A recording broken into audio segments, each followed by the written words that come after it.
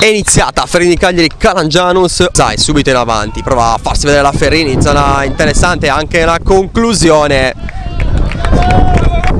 Tocco proprio il DS che mette adesso il cross in mezzo e la palla va fuori, c'è comunque il fallo in attacco. Ora prova ad andare avanti, due ottimi tocchi di prima. Tusacciu vuole andare da Del Soldato, lo trova, l'inserimento poi perfetto di Solinas, posizione di fuorigioco. Vediamo se aspetta o non aspetta, prova subito a metterla in mezzo, il colpo di testa sul fondo, solo illusione del gol, non poco per la suola di rigore adesso.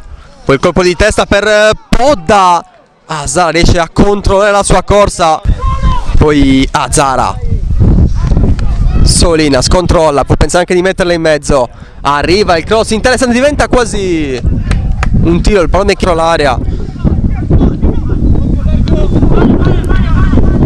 Pitetta in verticale di prima, Occhioni, poi Solinas prova anche il tiro, con cambio che ci sono dal primo e il secondo tempo, ma seguiamo subito l'azione della Ferrini con Mele che prova a mettere il cross in mezzo, la palla passa, deve metterci la manona, tutti schiacciati in area piccola, arriva adesso questo cross con i pugni, sempre lì.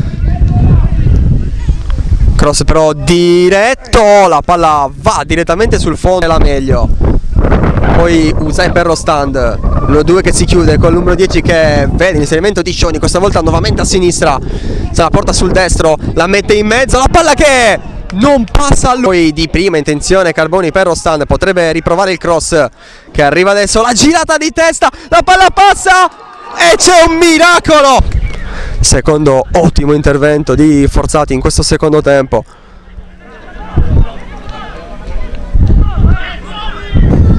Adesso Podda cerca il cross ed è incredibile, è il gol della Ferrini. Questa volta sorpreso Forzati da un cross che si è trasformato in un tiro.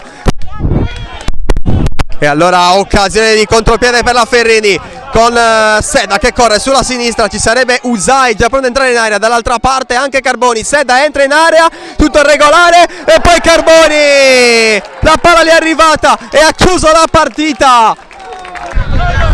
Probabilmente no, perché infatti non c'è più tempo.